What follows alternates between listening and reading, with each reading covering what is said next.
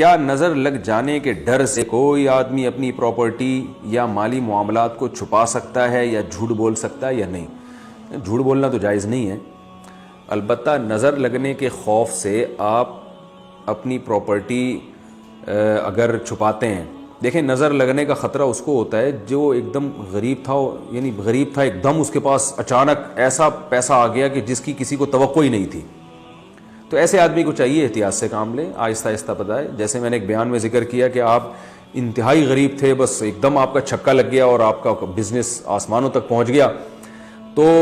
آج ایک دم سے آپ سائیکل سے لینڈ کروزر پہ آ گئے تو نظر لگنے کا خطرہ ہے۔ تو اس میں بہتر یہ کہ پہلے سائیکل سے آپ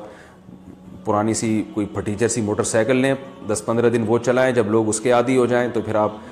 تھوڑی اچھی بائک پہ آ جائیں، پھر تھوڑا رکشے پہ آ جائیں، پھر رکشے سے تھوڑا سا ایک پرانی ایف ایکس لے لیں، دھکا اسٹارٹ ہو، اس کے بعد پھر آہستہ آہستہ آہستہ لوگ یعنی عادی ہو جائیں گے آپ کو دیکھ کے، بھئی یہ یعنی ایک دم اچھمبے کی بات نہیں ہوگی، تو پھر ہوتے ہوتے ہوتے ہوتے ہوتے آپ کرولا پہ آئیں، پھر لینڈ کروزر پہ آئیں، پھر اس کے بعد آپ کا اپنا جہاز ہو، آپ خود پائلٹ بن کے اس جہاز کو اڑائیں، تو انشاءاللہ نظر نہیں لگے گی۔ یہ اتنے سارے جو جہازوں میں پائلٹ اڑ رہے ہیں ان کو تھوڑی نظر لگتی ہے،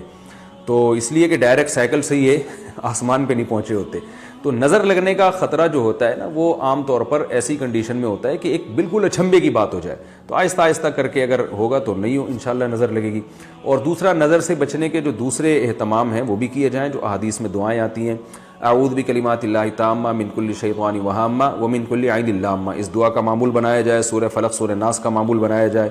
تو انشاءاللہ نظر نہیں لگے گی۔ اس معاملے میں زیادہ وہمی بننا ٹھیک نہیں ہے۔ اب کب تک چھپاتے رہیں گے ساری زندگی، غریبوں کی طرح گھومتے رہیں گے؟ اللہ نے آپ کو پیسہ دیا ہے، حدیث میں یہ بھی تو آتا ہے، ان اللہ یحب ان یرا اثر نعمتہ علی عبدہ، اللہ یہ چاہتے ہیں کہ اللہ نے جب کسی کو دولت دی ہو تو اس کے لباس و پوشاک سے وہ دولت نظر آنی چاہیے۔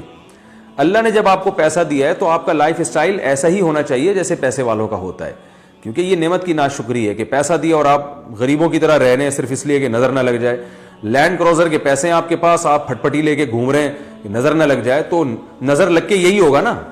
لینڈ کروزر میں گھوم کے نظر لگے گی تو پھٹ پٹی پہ آ جائیں گے آپ، تو ابھی سے ہی پھٹ پٹی پہ گھوم رہے ہیں، ابھی تو نظر لگی نہیں ہے، تو کیا فائدہ؟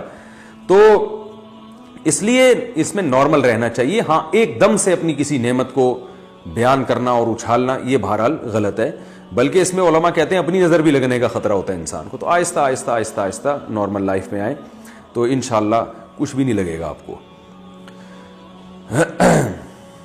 جھوٹ بولنا جائز نہیں، اور ہاں اس سے اہم بات یہ ہے کہ حاسدوں کو ویسے بھی اپنی دولت نہیں بتانی چاہیے، جو جیلسی ہوتے ہیں وہ پھر نقصان پہنچانے میں لگ جاتے ہیں۔ سورہ فلق میں ہے نا، قل اعوذ برب الفلق من شر ما خلق ومن شر غاسق اذا وقب ومن شر النفاثات فی العقد ومن شر حاسد اذا حسد، اے اللہ میں پناہ مانگتا ہوں ان لوگوں کی جو حسد کرنے والے ہیں جب وہ حسد کرنے لگیں، تو وہ بہت نقصان پہنچاتے ہیں۔ تو حاسدین کے سامنے اپنی نعمت کو بہت زیادہ کھلے ڈلے انداز میں بیان نہیں کرنا چاہیے۔